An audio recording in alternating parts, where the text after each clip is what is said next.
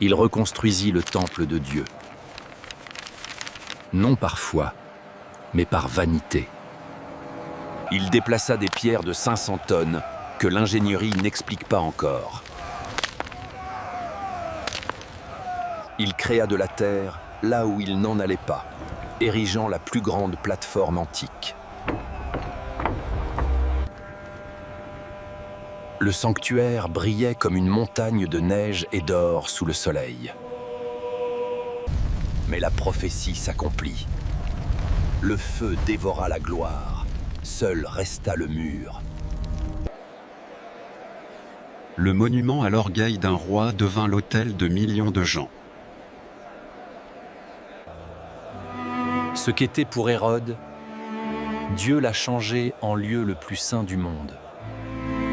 Écrivez dans les commentaires d'où vous regardez. Laissez votre like, abonnez-vous à la chaîne et activez la cloche. Continuons. Il était méprisé par son propre peuple. Il l'appelait le demi-juif, le pantin de Rome, le tyran sanguinaire. Hérode savait qu'il mourrait sans être aimé. Il décida alors de construire quelque chose de si grandiose, de si impossible, que même ses ennemis seraient forcés de l'admirer pendant des millénaires. Il convoqua 10 000 ouvriers, il forma 1000 prêtres comme maçons, et il érigea la plus grande structure religieuse du monde antique, avec des pierres que l'ingénierie moderne peine encore à expliquer. Nous étions en l'an 19 avant Jésus-Christ. Hérode le Grand gouvernait la Judée sous le manteau de Rome depuis près de 2 décennies. Ses palais parsemaient déjà le désert. Ses forteresses surveillaient chaque route. Mais rien de tout cela ne conquérait le cœur de son peuple. Les Juifs le voyaient comme un imposteur, un Édomite, un descendant d'Ésaü, nom de Jacob. La famille d'Hérode avait été forcée de se convertir au judaïsme seulement 3 générations plus tôt. Pour les dévots de Jérusalem, cet homme ne serait jamais l'un des leurs, et Hérode le savait. L'historien Flavius Joseph a rapporté qu'Hérode vivait dans une paranoïa constante. Il avait des espions à chaque coin de rue. Parfois, il se déguisait en plébéien et errait dans les rues la nuit, écoutant ce que l'on disait de lui. Il soupçonnait tout le monde. Il exécuta sa propre épouse, Mariamne, la femme qu'il jurait aimer par-dessus tout, sur la base de rumeurs de trahison. Il fit tuer sa belle-mère, le grand-père de son épouse, 3 de ses propres fils, un beau-frère de 18 ans, noyé lors d'une fête sur ordre direct du roi. L'empereur César Auguste en vint à commenter qu'il était plus sûr d'être le porc d'Hérode que son fils. La plaisanterie était cruelle mais précise. Hérode ne mangeait pas de porc pour observer certaines coutumes juives, mais il n'hésitait pas à verser le sang de sa propre famille. C'était cet homme qui décida de reconstruire le temple de Dieu, non par dévotion, non par foi, pour l'héritage. Hérode voulait que son nom résonne à travers les siècles. Il voulait que même ceux qui le haïssaient fussent forcés de reconnaître sa grandeur. Et la seule façon d'y parvenir était de construire quelque chose que personne d'autre ne pourrait construire.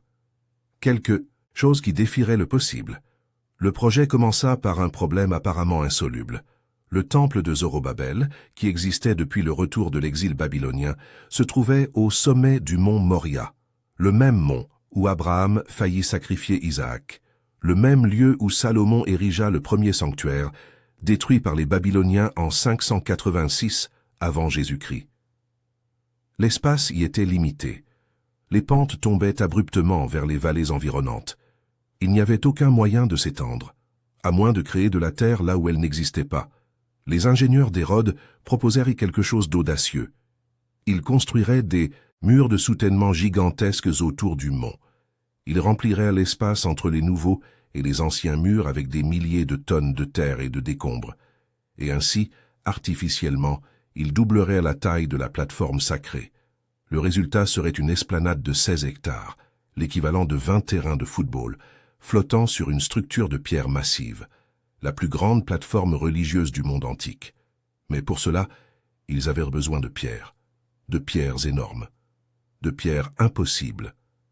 Les carrières se trouvaient à 4 kilomètres du mont du Temple, dans la région qui est aujourd'hui connue sous le nom de Mission russe, au cœur de la Jérusalem moderne. La roche y était du calcaire Méléké, une formation géologique vieille de 200 millions d'années, créée lorsque toute cette région était submergée sous une mer ancienne. Ce calcaire avait une propriété spéciale. Lorsqu'il était extrait humide du sous-sol, il était relativement tendre et facile à façonner, mais en séchant au soleil, il durcissait comme du béton. Les maçons taillaient des blocs directement dans la roche-mère. D'abord, ils lissaient la surface supérieure de la pierre. Ensuite, ils creusaient des canaux étroits de 10 à 15 cm autour du bloc sur 3 côtés. Sur le 4e côté, à la base, ils inséraient des coins de bois secs, puis ils inondaient ces coins avec de l'eau. Le bois gonflait, la pression augmentait, et la pierre se détachait de la montagne avec un craquement sourd. Les pierres plus petites pesaient entre 2 et 8 tonnes, suffisantes pour construire les bâtiments sur la plateforme. Mais les murs de soutènement exigeaient quelque chose de bien plus grand.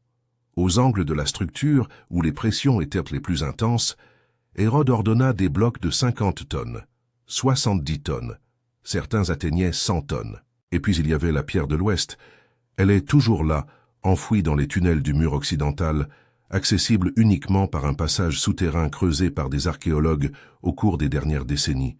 13 mètres et demi de long, la taille d'un autobus articulé, 3,30 mètres de hauteur, plus haut qu'un lampadaire, et une profondeur estimée entre 2 et 4 mètres. Le poids calculé varie entre 250 et 570 tonnes. Pour mettre en perspective, un Boeing 747 entièrement chargé pèse environ 400 tonnes. Quelqu'un, il y a 2015, m'a déplacé cette pierre. Il n'y avait pas de grue, il n'y avait pas de moteur, il n'y avait ni énergie électrique ni hydraulique, seulement des cordes, du bois, des bêtes de somme et la force de bras humains. Joseph rapporte que 1000 bœufs furent employés sur le chantier. Les ouvriers utilisaient des rouleaux de bois sous les pierres, poussant et tirant avec des cordes attachées à des saillies laissées intentionnellement sur les côtés des blocs. Ces saillies, des protubérances d'environ 30 cm, étaient ensuite ciselées et retirées, laissant la surface lisse que nous voyons aujourd'hui. L'avantage géographique aidait. Les carrières se trouvaient à 38 mètres au-dessus du mont du Temple. Le trajet de plus d'1,5 km était entièrement en pente. La gravité travaillait en leur faveur. Mais même ainsi, contrôler une pierre de 500 tonnes, descendant une colline était une opération de précision millimétrique. Une erreur, et le bloc écraserait des dizaines d'ouvriers. Ou pire, se fendrait, rendant inutiles des mois de travail. Des morts survinrent certainement. Joseph ne rapporte pas de chiffres, mais dans tout projet de cette ampleur, le coût humain était inévitable. Les blocs arrivaient sur le chantier déjà, presque terminés. C'était essentiel. Selon le récit biblique de la construction du premier temple par Salomon, aucun outil en métal ne pouvait être utilisé sur le lieu sacré. Le bruit des marteaux et des ciseaux profanerait le sanctuaire. Hérode, malgré sa dévotion personnelle douteuse, respecta cette tradition. Chaque pierre était coupée, façonnée et lissée dans les carrières. Sur le mont du Temple, elle n'avait besoin que d'être positionnée. Et quel positionnement! Les ingénieurs développèrent un système ingénieux. Ils construisaient les murs de bas en haut, mais de l'intérieur vers l'extérieur. D'abord, ils plaçaient une rangée de pierres dans la vallée, autour de la plateforme originale. Ensuite, ils remplissaient l'espace entre le nouveau mur et le mont avec de la terre compactée. Cela créait une nouvelle surface de travail, au même niveau que le sommet de la première rangée de pierres. De là, ils pouvaient positionner la deuxième rangée, plus de remplissage. Troisième rangée, et ainsi de suite, montant assise après assise, jusqu'à ce que toute l'étendue du mont fût enveloppée de pierres massives. Des grues en bois mues par des roues à échelons, des hommes marchant à l'intérieur de grandes roues comme des hamsters, soulevaient les blocs plus petits. Pour les plus grands, des rampes de terre étaient construites, permettant aux bœufs de traîner les pierres vers le haut selon des angles doux. Certaines de ces pierres furent positionnées à plus de 30 mètres au-dessus des fondations. 12 étages de hauteur, silence absolu dans le sanctuaire. Cela semble impossible. 10 000 ouvriers, des milliers de bœufs, des grues grinçantes, des cordes qui s'étirent, et pourtant aucun son de métal contre la pierre dans l'enceinte sacrée. La logistique était extraordinaire. Tout le travail bruyant se déroulait dans les carrières, à des kilomètres de distance. Sur le mont du Temple, seulement l'emboîtement silencieux de blocs préalablement préparés. Et quel emboîtement! Les pierres d'Hérode n'utilisent pas de mortier. Il n'y a pas de ciment entre elles. Rien ne les retient à part leur propre poids et la précision avec laquelle elles furent coupées. Les archéologues modernes ont mesuré les espaces entre les blocs. En de nombreux endroits, l'écart est inférieur à 3 mm, l'épaisseur de 2 feuilles de papier. Vous ne pouvez pas glisser une lame de couteau entre ces pierres.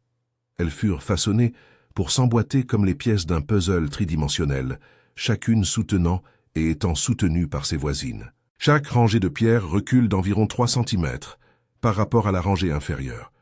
Ce n'est pas une erreur de construction, c'est une ingénierie délibérée. Lorsque vous regardez vers le haut le long d'un mur très haut et parfaitement vertical, votre cerveau crée une illusion d'optique, la sensation que le mur est sur le point de tomber sur vous. Ce léger retrait à chaque couche élimine cette illusion. Les ingénieurs d'Hérode comprenaient non seulement la physique structurelle, mais aussi la psychologie visuelle. Le Talmud de Babylone préserve une tradition sur la construction. Durant les années de travaux, selon les rabbins, les pluies ne tombaient que la nuit. Le matin, les vents soufflaient, les nuages se dispersaient, le soleil brillait, et les ouvriers pouvaient continuer. Ils interprétaient cela comme un signe d'approbation divine. Dieu bénissait la construction de sa maison, même à travers les mains d'un roi si problématique. Le temple lui-même, l'édifice central où les sacrifices étaient offerts et où se trouvait le Saint des Saints, fut érigé en seulement 18 mois. 1000 prêtres formés spécialement comme maçons travaillèrent sur cette partie. Ils étaient les seuls autorisés à entrer dans les zones les plus sacrées. Ils n'étaient pas des constructeurs professionnels, mais apprirent le métier spécifiquement pour cette tâche. Les sacrifices quotidiens ne furent jamais interrompus. Tandis qu'un côté du sanctuaire était démoli et reconstruit, l'autre continuait de fonctionner. L'adoration de Dieu ne s'arrêta pas même un jour. Les portiques et les murs extérieurs prirent 8 années supplémentaires. Mais les travaux de finition continuèrent pendant des décennies. Lorsque Jésus visita le temple au début de son ministère, les chefs religieux dirent que la construction durait déjà depuis 46 ans, et elle n'était pas encore terminée. Le complexe ne fut officiellement achevé qu'en l'an 62 après Jésus-Christ, 81 ans après le début des travaux et près de 70 ans après la mort d'Hérode. 6 ans avant d'être détruit. Le résultat final était éblouissant. L'historien Joseph, qui vit le temple de ses propres yeux avant sa destruction, le décrivit ainsi. Couvert de plaques d'or massif, l'édifice reflétait les rayons du soleil levant avec un éclat si intense que les visiteurs devaient détourner le regard. De loin, il ressemblait à une montagne couverte de neige, le marbre blanc des murs contrastant avec le doré aveuglant du sanctuaire. Les murs extérieurs s'élevaient à 48 mètres de hauteur à leur point le plus haut, à l'angle sud-est. 15 étages. Le mur ouest avait 485 mètres de longueur, près d'un demi-kilomètre. La plateforme entière était entourée de colonnades couvertes, les portiques, où les marchands vendaient des animaux pour le sacrifice, et les changeurs échangeaient des monnaies étrangères contre la monnaie locale. À l'angle sud-est, le portique royal présentait 162 colonnes de marbre blanc, chacune si épaisse que 3 hommes se tenant par la main ne pouvaient l'embrasser. Le plafond était de cèdre sculpté. Joseph écrivit que quiconque regarderait du haut de ce portique vers la vallée, en contrebas ressentirait un tel vertige que sa vue s'obscurcirait. Et au centre de tout, le sanctuaire proprement dit. Un édifice de 100 coudées de hauteur, de largeur et de profondeur, environ 52 mètres dans chaque dimension. Un cube parfait de marbre blanc et d'or. L'entrée était couverte par un rideau brodé de bleu, de pourpre, d'écarlate et de blanc, représentant les éléments de l'univers. Derrière lui, le lieu saint, avec l'autel des parfums, la table des pains de proposition et le candélabre à 7 branches. Et plus loin, séparé par un autre rideau, le Saint des Saints, vide. Le Saint des Saints du temple d'Hérode ne contenait pas l'arche d'alliance. Elle avait disparu des siècles auparavant, lors de la destruction du premier temple par les Babyloniens. Il ne restait qu'une pierre, la pierre de la fondation, selon la tradition juive, le point à partir duquel Dieu créa le monde. Une fois par an, le jour des expiations, le grand prêtre entrait dans cet espace sombre et solitaire pour faire intercession pour le peuple. Des pèlerins venaient de tout le monde méditerranéen. 3 fois par an, à Pâques, à la Pentecôte et à la fête des Tabernacles, Jérusalem débordait. La population normale de 100 à 200 000 personnes se multipliait. Joseph affirme que durant une Pâques, 2 700 000 agneaux furent sacrifiés. Même si ce nombre est exagéré, l'échelle était colossale. Et tout cela se passait sur ces pierres impossibles. Les Romains, qui dominèrent la région, reconnaissaient l'ampleur de la construction. Pour eux, familiers du Colisée et des grands aqueducs, le temple de Jérusalem impressionnait encore. Certains l'appelaient la 8e merveille du monde. D'autres admettaient simplement n'avoir jamais rien vu de tel. Hérode mourut en l'an 4 avant Jésus-Christ. Ces derniers jours furent une agonie, une maladie que les historiens modernes supposent avoir été la gangrène ou une insuffisance rénale. Jusqu'à la fin, sa paranoïa ne l'abandonna pas. Sachant que personne ne pleurerait sa mort, il ordonna que les principaux chefs juifs fussent emprisonnés dans l'hippodrome de Jéricho. Dès qu'ils mourraient, tous devraient être exécutés. De cette façon, il y aurait des pleurs en Israël quand Hérode partirait, même si ce n'était pas pour lui. L'ordre fut ignoré. Les prisonniers furent libérés, mais le temple demeura. Pendant 74 ans après la mort de son constructeur, cette structure monumentale domina le paysage de Jérusalem. Jésus y fut présenté bébé conformément à la loi de Moïse. À 12 ans, il étonna les docteurs par sa sagesse dans les parvis du temple. Des années plus tard, il chassa les changeurs avec un fouet de corde. Il enseigna sous les colonnades. Il guérit des paralytiques près de la piscine de Bethesda, à quelques mètres de là. Lorsque les disciples montrèrent les pierres énormes, émerveillés par la construction, Jésus répondit par une prophétie sombre. Il ne restera pas ici pierre sur pierre qui ne soit renversée. En l'an 66 après Jésus-Christ, la Judée se rebella contre Rome. Ce fut le point culminant de décennies de tensions, impôts étouffants, gouverneurs corrompus, insurrection écrasée avec brutalité. Les Zélotes prirent Jérusalem. Ils chassèrent la garnison romaine. Ils déclarèrent l'indépendance. Rome ne tolérerait pas un tel affront. L'empereur Néron envoya Vespasien avec des légions pour écraser la révolte. Ville après ville tomba. Les survivants fuyaient vers Jérusalem, gonflant la population de la ville assiégée. Lorsque Néron mourut et que Vespasien fut proclamé empereur, son fils Titus prit le commandement du siège. En avril de l'an 70, Titus encercla Jérusalem durant la Pâque. Plus de 100 000 personnes étaient piégées, à l'intérieur des murailles. Des pèlerins venus pour la fête et qui ne ressortirent jamais. Le siège dura 143 jours. La famine dévasta la ville. Joseph rapporte des horreurs indescriptibles, des mères cuisinant leurs propres enfants pour survivre, des cadavres pourrissant dans les rues, la puanteur atteignant le camp romain.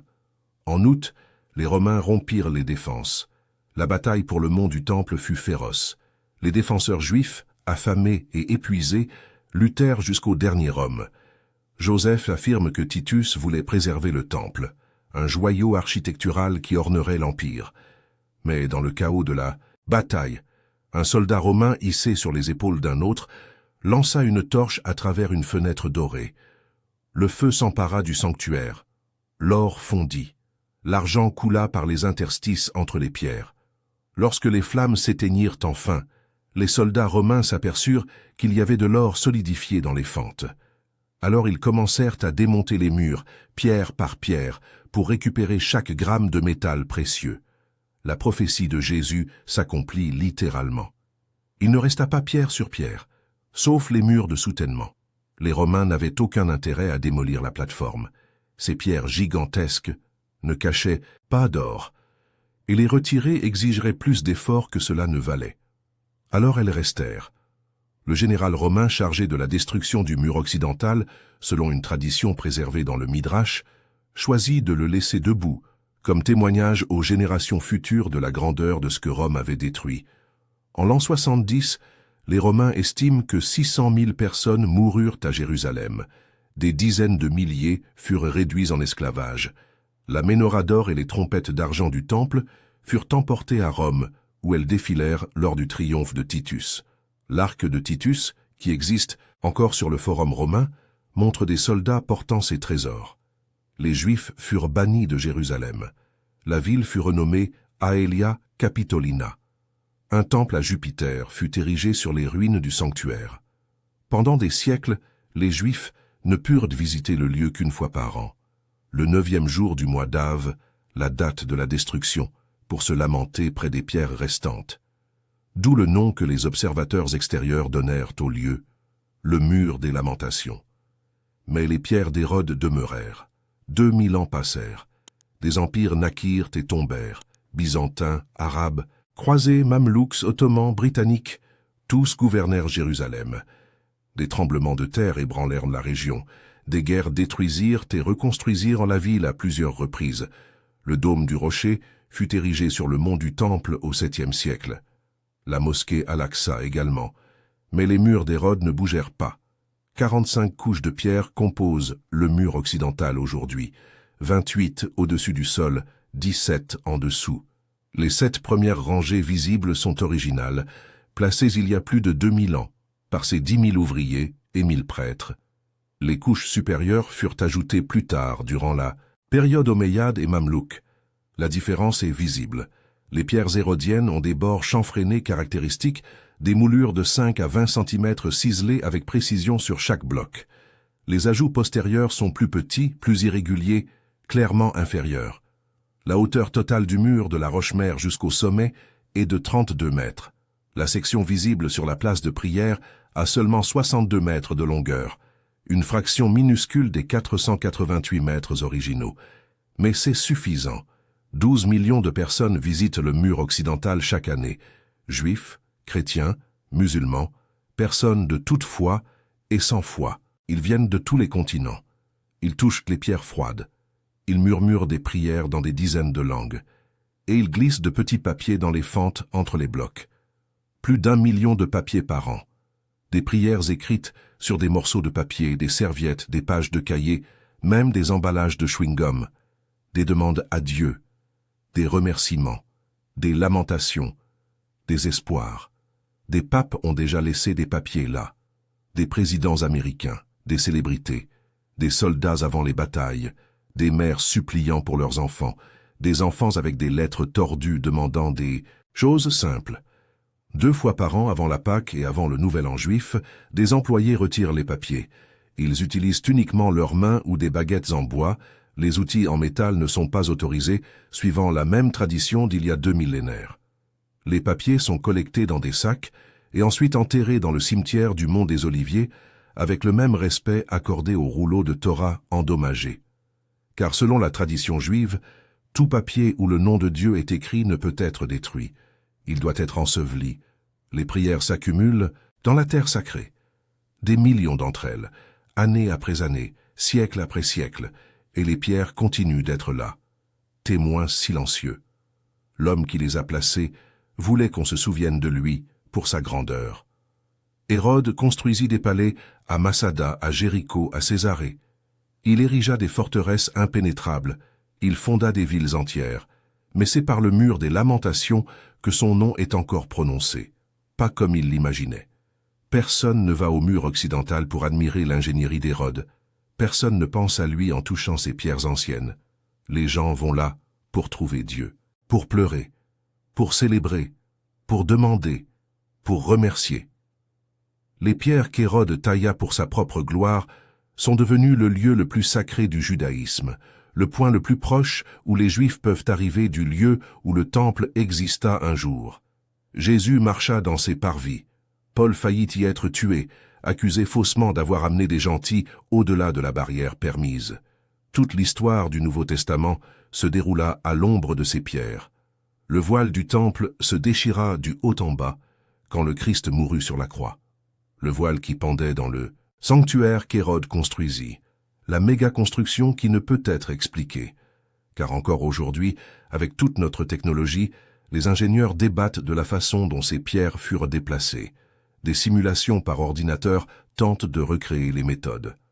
Des archéologues proposent des théories, des rampes plus longues, des systèmes de levier plus complexes, des techniques encore non découvertes. Mais personne n'a reproduit l'exploit. Personne n'a coupé, transporté et positionné 500 tonnes de calcaire avec une précision millimétrique en utilisant uniquement les ressources du 1er siècle. Certaines questions demeurent sans réponse. Et peut-être est-ce ainsi que cela doit être, car le véritable mystère n'est pas dans l'ingénierie, il est dans le but. Hérode construisit pour lui-même, pour sa gloire, pour sa mémoire. Mais Dieu avait d'autres plans pour ces pierres. Elles abriteraient l'enfant de Bethléem, présenté au temple par Marie et Joseph. Elles entendraient les enseignements du Maître de Galilée. Elles verraient l'aveugle recouvrer la vue, le paralytique marcher, le lépreux être purifié. Et après que tout fut détruit, elles resteraient, comme un rappel, comme un témoignage, comme un lieu où des générations pas encore nées viendraient verser leurs larmes et leurs espoirs. L'homme le plus haï de Judée construisit la maison que Dieu appellerait la sienne. L'ingénierie qui défie l'explication servit un but qu'Hérode n'imagina jamais. Et les pierres continuent d'être là, attendant, comme elles ont toujours attendu.